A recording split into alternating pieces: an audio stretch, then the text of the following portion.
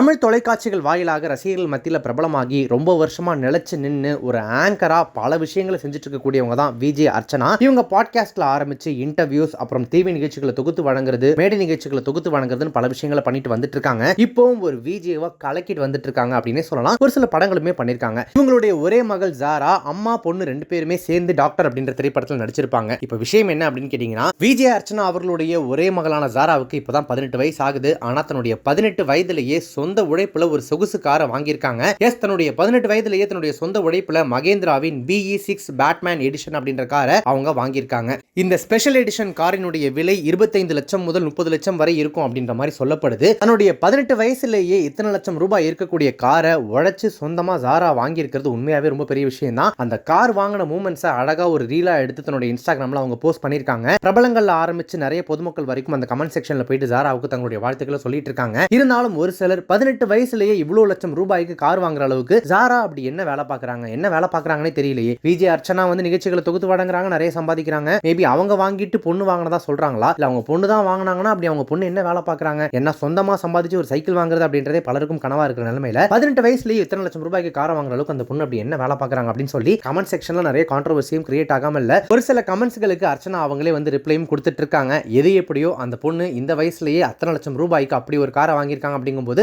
நம்மளுடைய வாழ்த்துக்களை சொல்லிக்கலாமே.